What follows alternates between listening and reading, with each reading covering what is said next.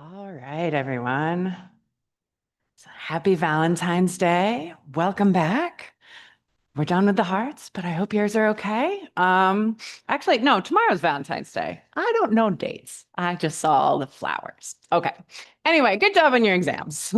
Um, they were looking good, but if you want to look over yours, let me know. We'll set up a time to look through it. If you're not happy, reminder that like last semester, we'll allow one retake of your choice during finals. So if this one is it, then this one is it. But we are going to be moving into a new organ system now, thinking about our respiratory system. We're going to be thinking about breathing, but it's worth taking a look at that word respiration, right? So we've seen that word before. So we want to make a note to ourselves that we're talking about something related to our previous concept, cellular respiration, but substantially different as well, because now we're thinking about lungs.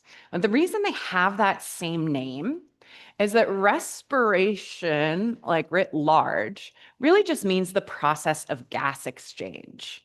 So we sometimes refer to the process of cellular respiration, which we talked about before, as internal respiration because of that gas exchange piece where we use oxygen and move it into mitochondria to do oxidative phosphorylation and then get rid of carbon dioxide as a byproduct of cellular respiration. So that's internal. So you want to think inside the cell. And everything else is what we're going to be talking about now. So external respiration. I'm just pointing this out because sometimes when you see this word external, you're going to think about our external environment. That's not what we're external to here. We're not external to you. You're external to a cell. So we're going to include in this our pulmonary ventilation. That's what we think of generally as the actual process of breathing, moving air, that ventilation. But included in this external respiration are other processes that we'll be going through in this unit. So we'll also have gas exchange between our lungs and the blood. And we'll have movement of those gases through your bloodstream. And then we'll have movement of those gases into the tissues and out of the tissues and back to the bloodstream. Now, all of that is going to count as external respiration because it is outside of our cells. Good.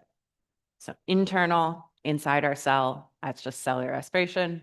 External, everything else. Yeah.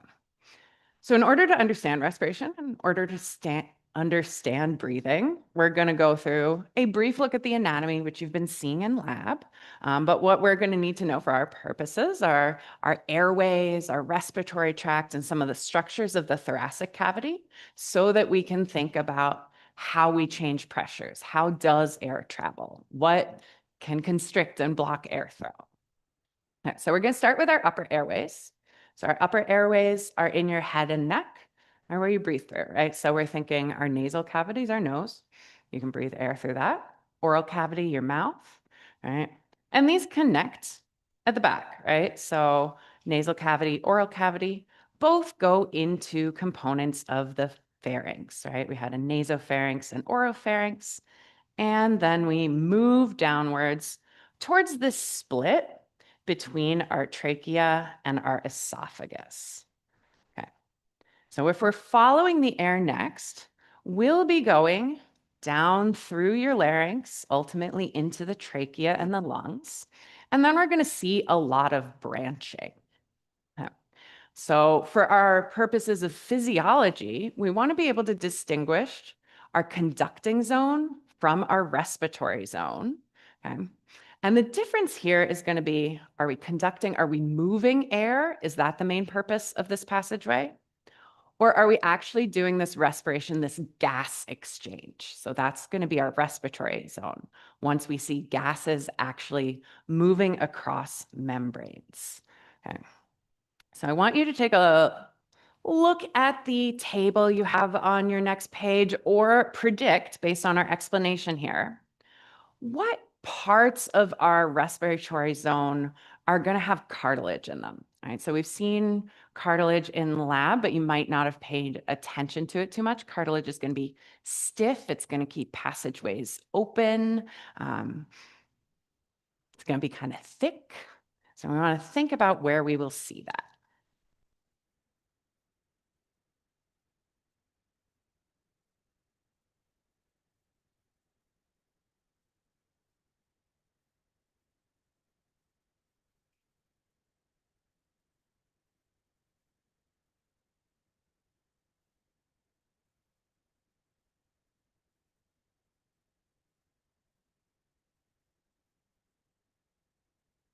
Yeah, I'll take a peek quick.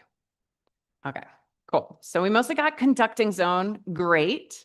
We are going to have a couple caveats. So it's just some parts of the conducting zone. But right, it's going to be in those passageways where their purpose is to move air. Okay. So in this table, you'll see the different parts of your respiratory tract. We'll have them named right here. And we're going to see our diameters, so how big they are. We're going to see whether they have cilia and goblet cells, which we'll get to in a minute. Here we see our presence of cartilage. So you can see that cartilage is present basically in the larger passageways of the conducting zone, but there comes a point when we get small enough that we're not going to see cartilage anymore, even though we're still not quite ready to move gases across those membranes. But once we get into the respiratory zone, we definitely don't want to see cartilage because we'd have to move a gas across the cartilage, which would be hard. We'll come back to the smooth muscle bit later, but eventually we're going to be thinking about how do you get more air into your lungs? How do you get air faster into your lungs? All right, so like when we were talking about arterioles, eventually we're going to see that smooth muscle and controlling the radius of passageways will be important for some of our breathing processes.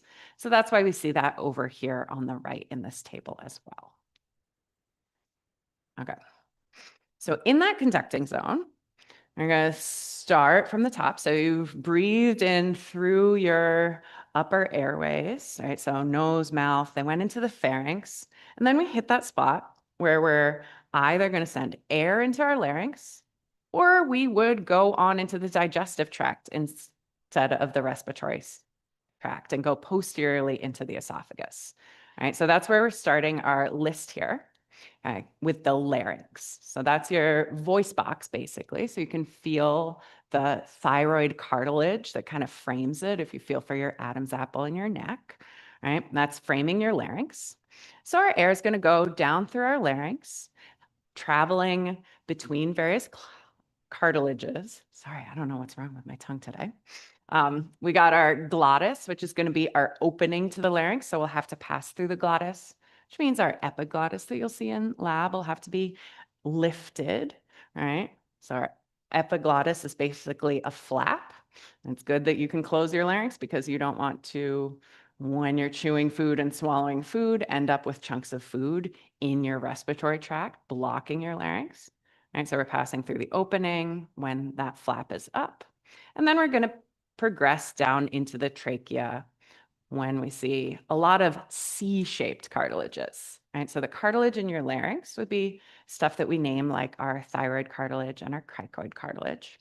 And now that we're into the trachea, we've got, I don't know how to, we're going to imagine it this way. So we got a C-shaped cartilage, but the back part is just going to be a membrane when you're in the trachea because the esophagus sits behind it. So positionally, you still want to think about the fact that we have respiratory tract in front, but digestive tract continuing behind. This is so that you've got enough room to swallow some big mouthful of food down your esophagus, right? So that's why we don't have a fully closed ring at the back.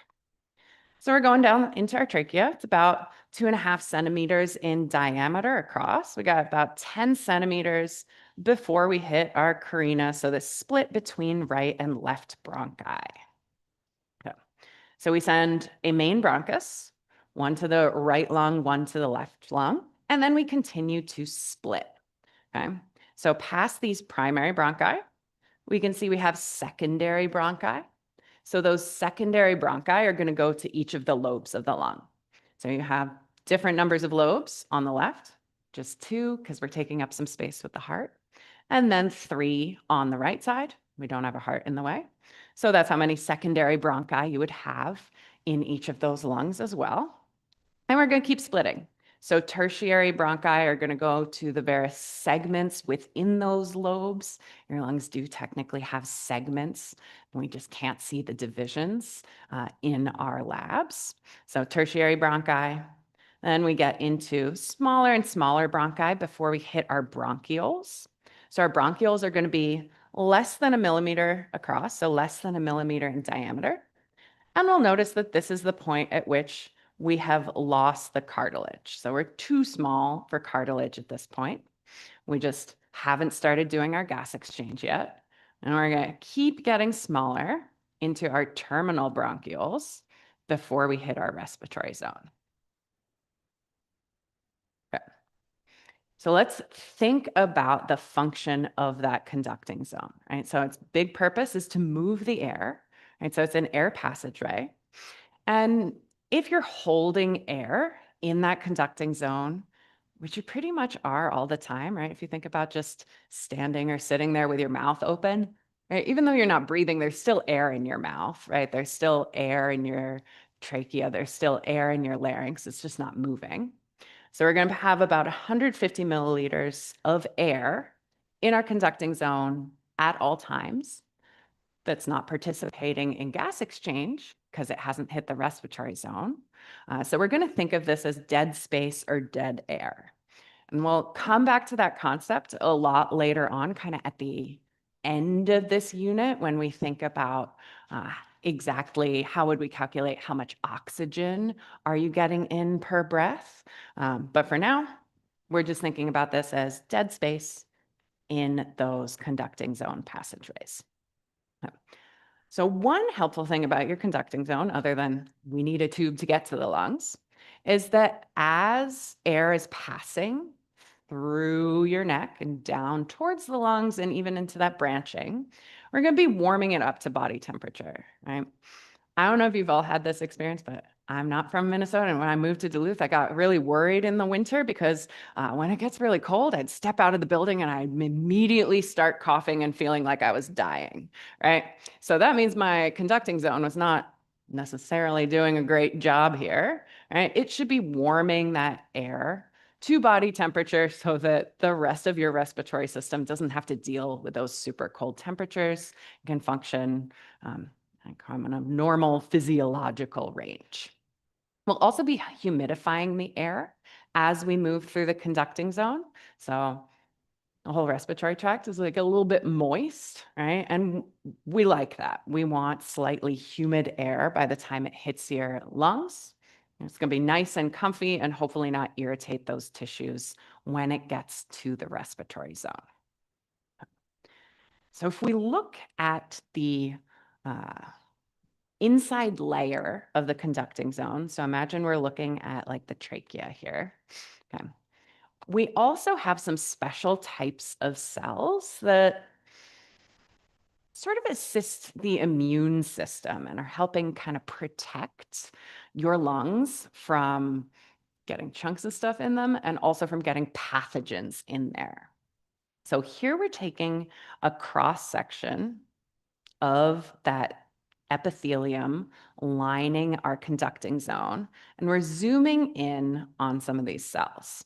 So we're going to be creating something called the mucus escalator with our goblet cells that secrete mucus and our ciliated cells, the cilia being these silly little hair projections facing the inside of the conducting zone. Okay, so here's what those would look like on a histological slide. So our ciliated cells here, and we'd have mucus producing cells and kind of glands embedded later on. Oh, thought I had another slide on that. Okay, couple more mentions about the mucus escalator and its purpose here. So what you can see in this upper image, right, those goblet cells producing the mucus, right, are basically doing that in order to trap foreign particles, right? So you can see these kind of brown lumps in there, right? And then the cilia are working like little fingers, moving that mucus that now has potentially particles trapped in it up. Okay, so the goal here of the mucus escalator is to move those particles up back to, say, your mouth or your nose, so you can kind of get them out of your lungs, out of your respiratory tract, so that they don't block our passageways in the respiratory zone, and so that you don't get infections down in your lungs. Okay. So our next bit is our respiratory zone. So when we get really, really small, past the terminal bronchioles, we're going to hit our respiratory bronchioles. So they tell you in the name that we are now in the respiratory zone. That's the first bit of our respiratory zone. Okay. So this is where we're going to start to have this exchange of gases, oxygen and carbon dioxide, between the air in these respiratory bronchioles and the blood that surrounds these bronchioles and alveoli, which we'll talk about in a second. Okay. So we're going to have gases diffusing across these passageways and into and out of the blood. So as we're in this respiratory zone, we're going to go through the respiratory bronchioles into a duct called an alveolar duct. And then we're going to go into an alveolus. So those are those little yellow grapes on this bunch of grapes here. Okay. And they're in these alveolar sacs. Okay. So here we can see that, right? So here's the end of the terminal bronchiole. So that's conducting zone. And then we hit our respiratory bronchiole. You can see a couple alveoli kind of showing us that we're in this region that's going to be doing gas exchange. But most of the air is continuing into an alveolar duct, sending us into this grouping of alveoli that we refer to as our alveolar sac. And here we have the individual alveoli themselves, those individual little bubbles. So our alveoli are where really most of the work gets done from the perspective of gas exchange. They're really small, they're really thin, and they're shaped the way they are and put in that kind of grape-like cluster to maximize surface area so that we have as much diffusion happen as possible. There are about 300 million of them in the lungs. If you were to somehow manage to rip them all out and spread them out, that would be the size of a tennis court. And they're covered with capillaries. The capillary network on top of them is basically just a sheet of blood, because we want that diffusion to happen as fast as possible, as easily as possible, from the air in the alveoli to the blood in the capillaries, if we're thinking about oxygen. And if we're thinking about carbon dioxide, we're doing the same thing, but in the opposite direction, right? Carbon dioxide in the blood, we want that to diffuse super easily into the alveoli so that you can breathe it out. So if you're looking at an alveolus, you'll notice these kind of dots here. So these are alveolar pores. And what those are connections between the neighboring alveoli in this big alveolar sac. So all these little bubbles are connected to each other a little bit. So we're going to take a look at what the wall of an alveolus looks like from a cellular level in a second. But we're going to notice that we have three basic types of cells that we're tracking. So we're going to have type 1 and type 2 alveolar cells making up that wall. And then we're going to have a couple of alveolar macrophages embedded in the wall as well, right? Those macrophages were one of our types of white blood cells that we talked about in our last unit, right? So those macrophages are kind of continuing this protection of our respiratory system. So any pathogens that are too small or don't get caught in that mucus escalator, don't get moved back up to the mouth with those cilia. Hopefully they're small enough to get eaten up and destroyed by one of these alveolar macrophages. Okay. So here we can see that close relationship between our respiratory system and cardiovascular system. So you can see here in yellow, all the airways, and in red, all the blood. So you're going to have everything running in parallel all throughout the lungs. And if we zoom super far in, here we can see how close those capillaries are to our alveoli. They're all over the place. Okay. So here we're looking at a stylized depiction of an alveolus depicting all its different types of cells. So here we're looking at this alveolus in the middle. Here you can see that blood around it, right? So we can see those capillaries. And here we're looking at that membrane, that epithelium inside the alveolus. Okay, so most of these cells are type 1 cells. So type 1 alveolar cells are all of these yellow ones. They're the most numerous, and their job is just to make up the wall of this alveolus. So this is the cell where you're going to see gases diffusing, right? So oxygen moving into the blood and carbon dioxide moving into the air. Okay?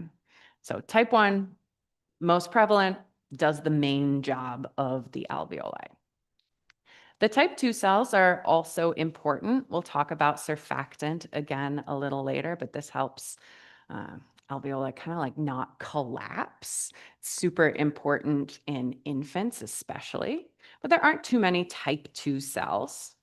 We just need enough of them to produce the surfactant, which is basically like a liquid, right? Kind of dish soapy like liquid.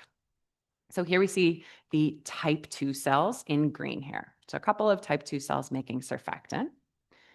And in purple, we can see our alveolar macrophages, right? So here we have those immune cells, those leukocytes, those white blood cells embedded here in the alveolus, ready to help fight off any pathogens that came through in the air, right? So airborne pathogens, we want to destroy them.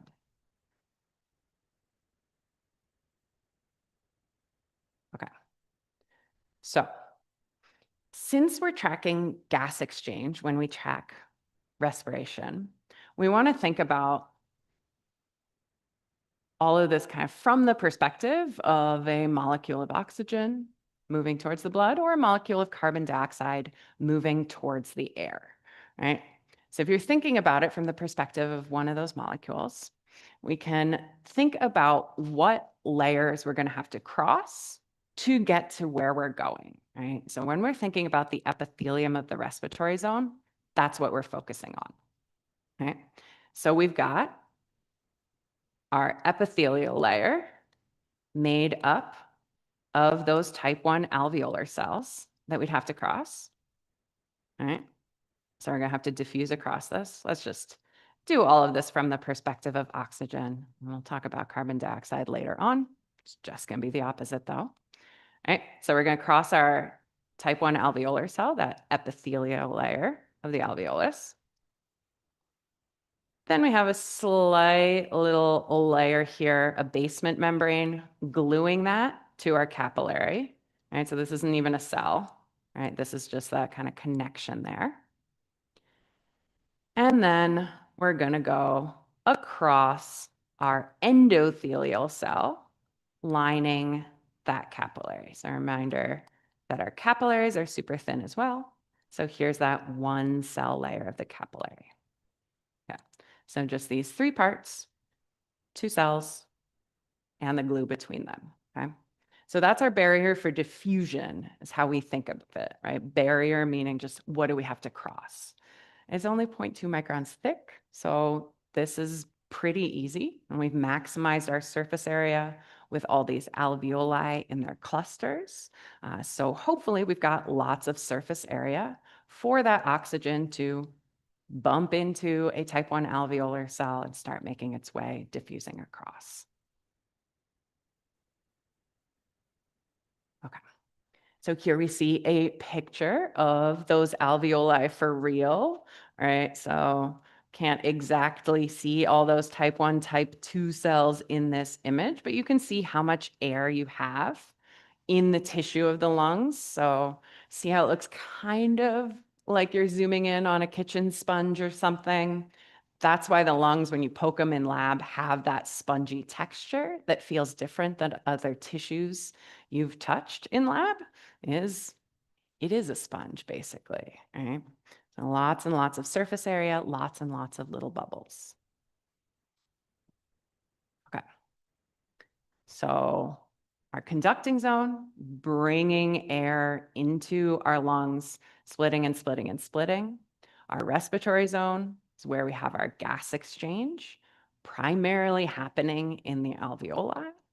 Primarily, we're just going across a type 1 alveolar cell, a little basement membrane, and a capillary endothelial cell to make it into the blood.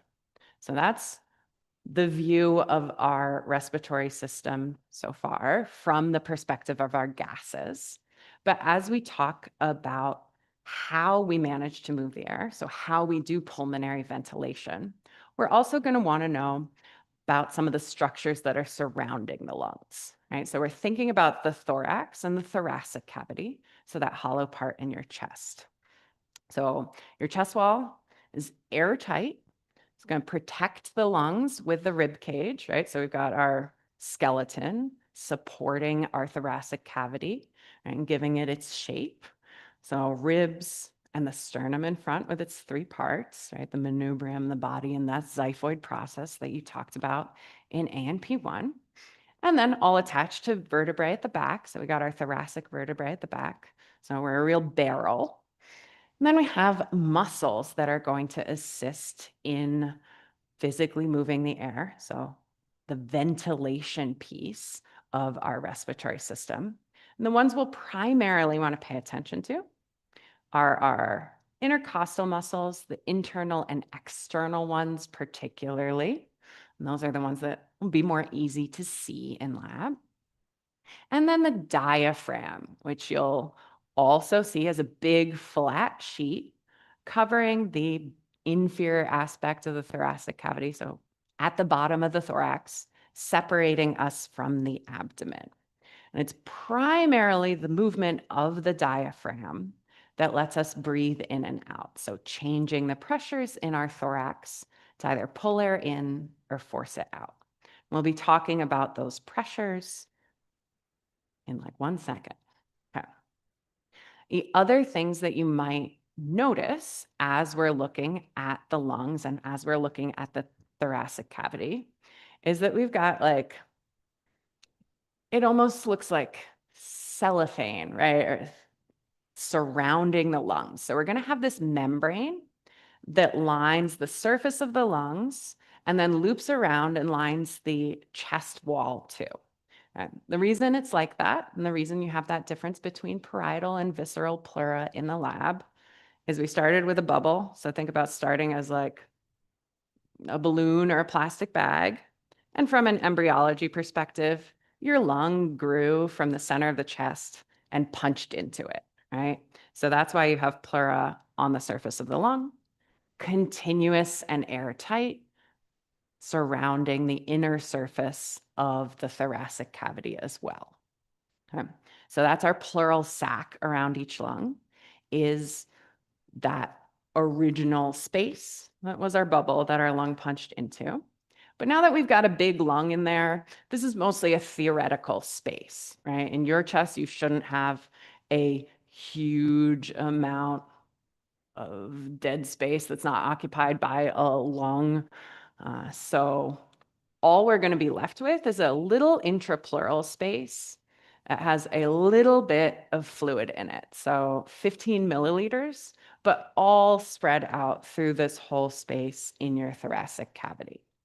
It is going to be important, though, that intrapleural fluid in the intrapleural space, because it's going to kind of suction your lung to the inside of your ribs, right? So that when your ribs move and your chest moves, the lung gets pulled along with it. So here's our diagram looking at those pieces, right? So our biggest, most important muscle here is our diaphragm. So you can see that sealing off the bottom, right? So in this curved position, that's the diaphragm relaxed. If you tighten it, If you contract that diaphragm, it's going to move down and flatten out. Here we see some intercostal muscles, okay? They didn't really draw out our external versus internal ones, but we can tell them apart in lab based on their fiber directions. Okay? And we got ribs, we know ribs. We got sternum, we know sternum. So we're gonna take a look here at the lung, right? So here's the tissue of the lung, and you can see this kind of coating on it, right? So that's part of your pleura. And then we have part of your pleura lining the inside of the rib cage as well. So that's what we're seeing in this zoomed in bit here, right? So the visceral pleura is just going to look like the surface of your lung, right? So if you're touching a lung in lab, you are touching visceral pleura. Then we'd have a little tiny intrapleural space here filled with some fluid.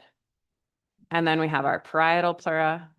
So the rest of that lining making our airtight sac around the lung before we get to our rib cage and those intercostal muscles.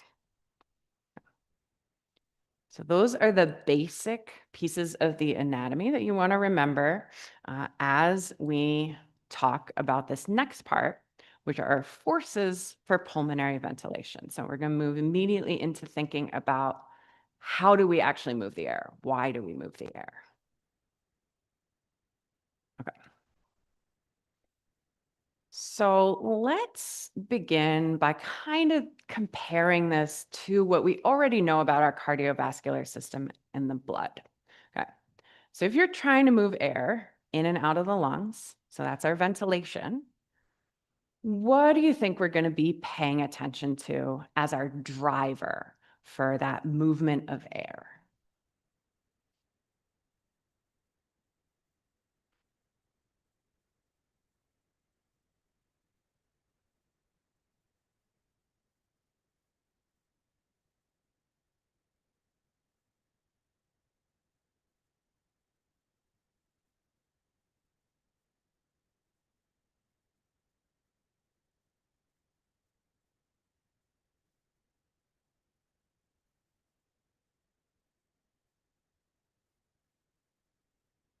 Okay, let's take a look.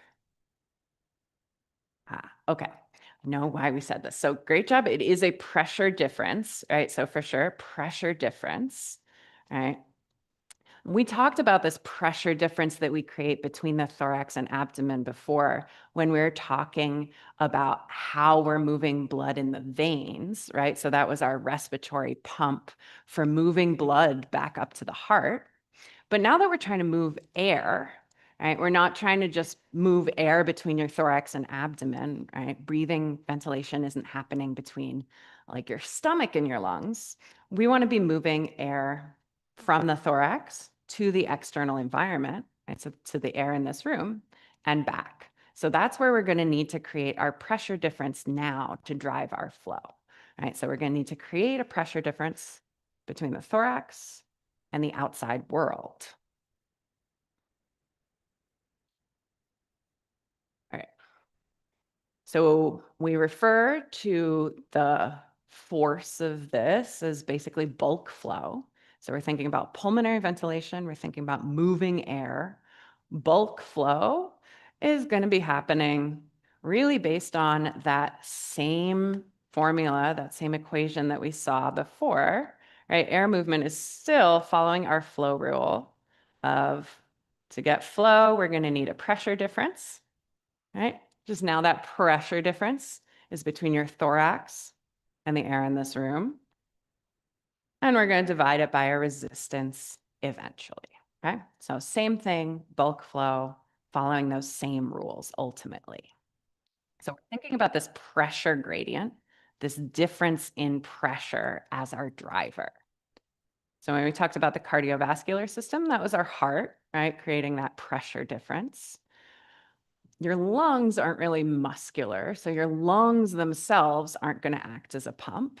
We're going to be using the muscles of the chest, the muscles of the thorax to create different pressures there in order to change that pressure gradient.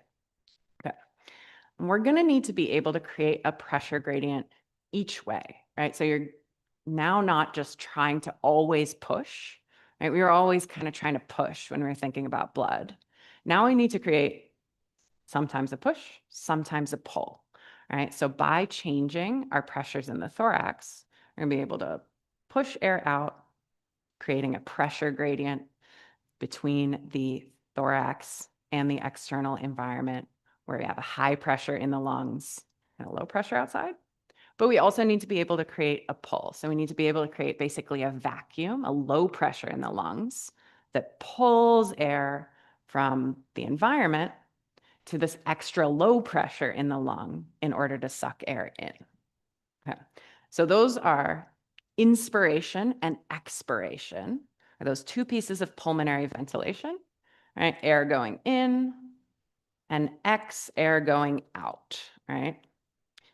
And they're going to be dependent on our lung pressures, and they're going to be dependent on our atmospheric pressure. Okay. So in order to breathe in, right, you need an atmospheric pressure that's higher, right? So greater than our pressure in the lungs. So our lower pressure for inspiration. And for expiration, you're going to need a high pressure in the lungs, right? Going towards a lower atmospheric pressure. Okay. And you're not going to do this by finding a switch on the wall and somehow managing to change the atmospheric pressure in this room. That's not possible.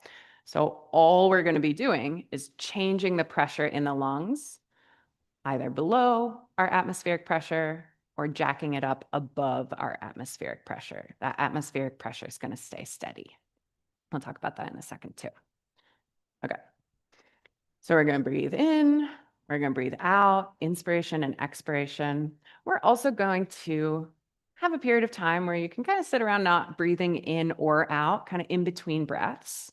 And the amount of air that you have in your lungs during that time is not zero. You didn't like collapse your lung.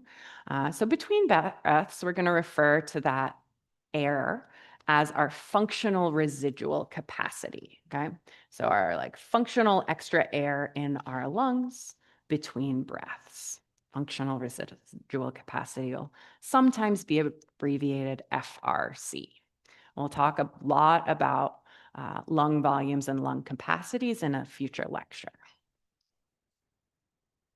Okay. But for right now, want us to focus on pressures. Okay. So we're thinking about how do we create pulmonary ventilation? How do we pull air in for inspiration? How do we push air out for expiration?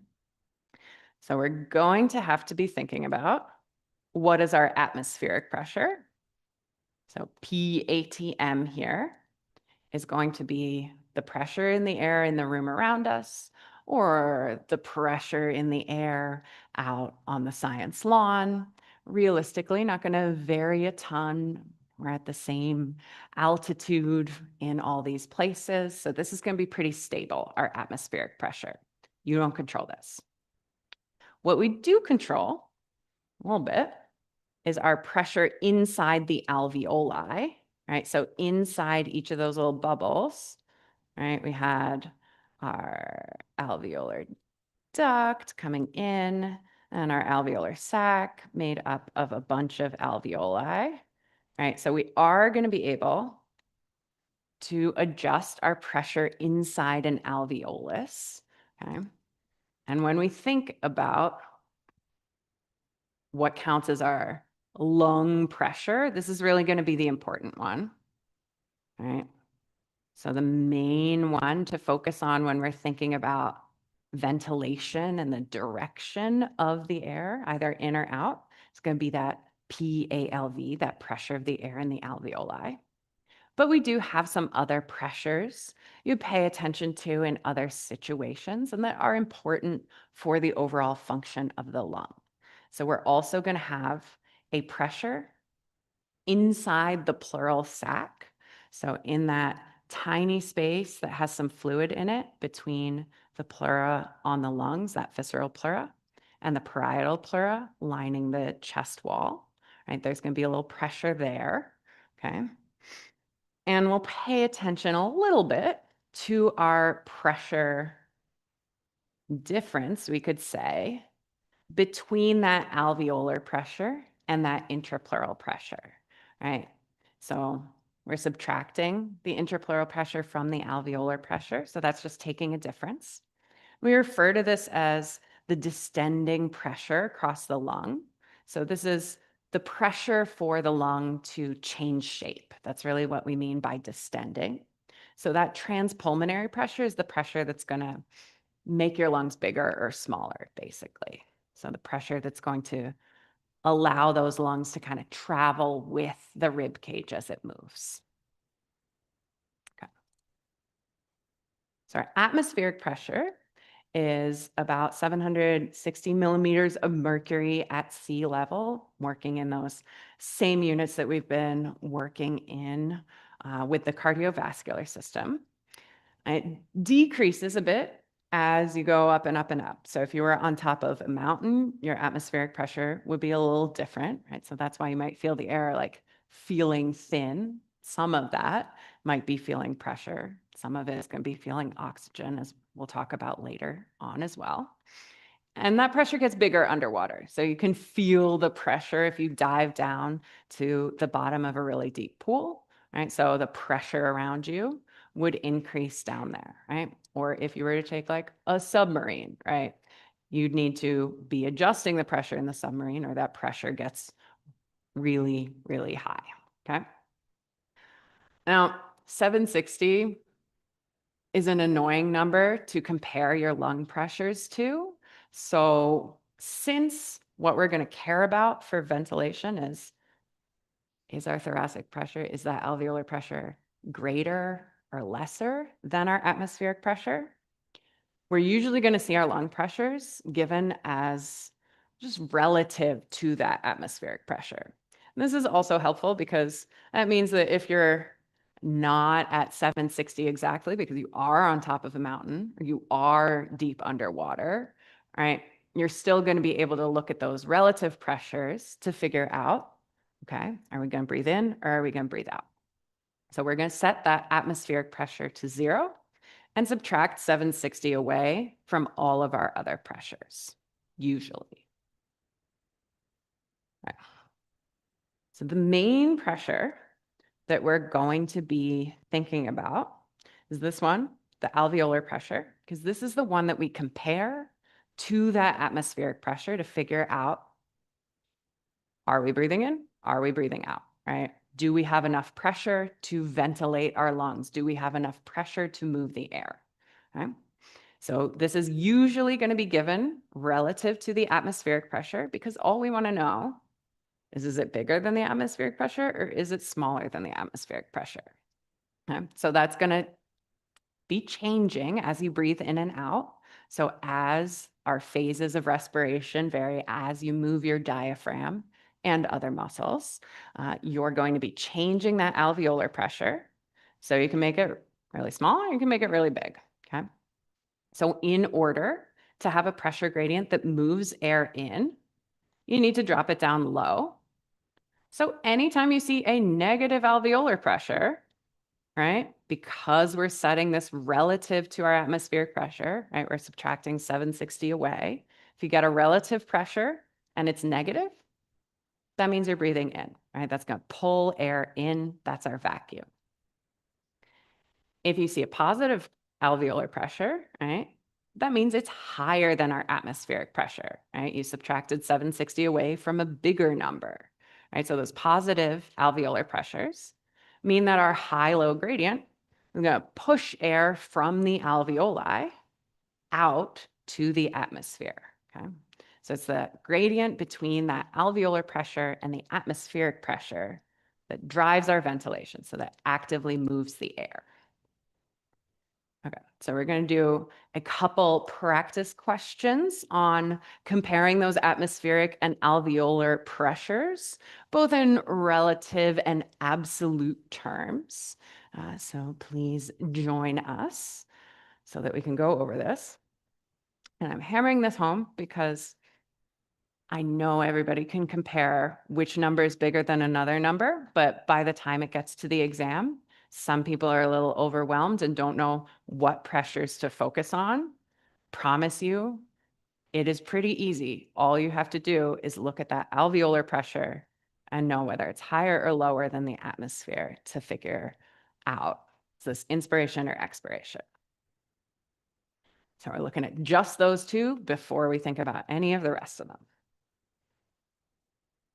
Okay, let's take a peek.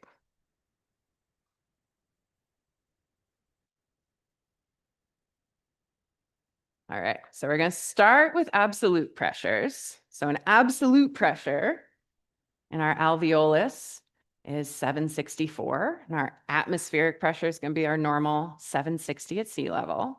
So is our air going to move in or out?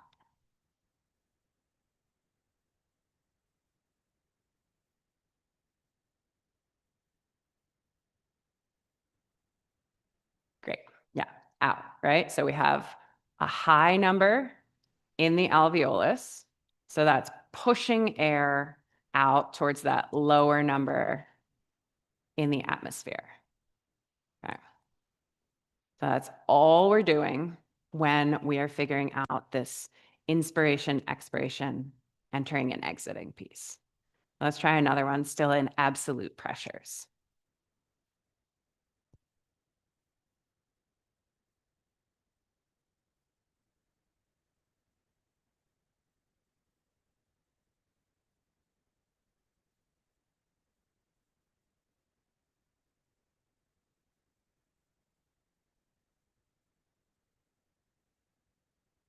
Okay, yeah. Okay, so we've changed the situation, right? Our absolute pressure in the alveoli is now lower than that pressure in the atmosphere. So now we're a vacuum pulling air into the lungs towards this low pressure, okay? Right. Now we're going to do it too in relative pressures. Hopefully we'll see that this is a little easier to look at, faster to read.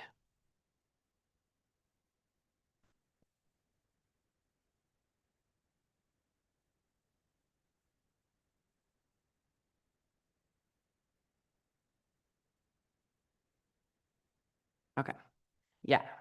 So here we've set up, right? Our atmospheric pressure was set to 0. It's always going to be set to 0 in relative pressures, which is why we didn't need to list it, right? And we were left with an alveolar pressure of -10 for our comparison.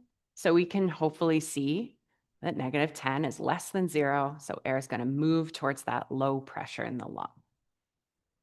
Okay. So if we see a pressure of +15, what's that going to mean?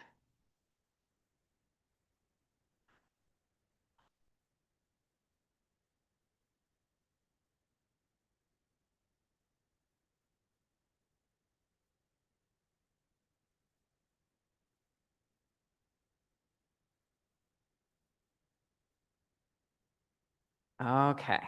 So alveolar pressure is positive now. Right, so this is now our push, right? So positive, atmospheric pressure is still 0. If you want to think of the atmosphere pressure as pulling towards the outside of the body, you could. Either way, moving out. All right, perfect. So we'll stop there for today, especially because I don't want us to accidentally think about other pressures when we're thinking about inspiration and expiration, just atmospheric pressure and alveolar pressure. I'll talk about the intrapleural pressure, which is a separate kind of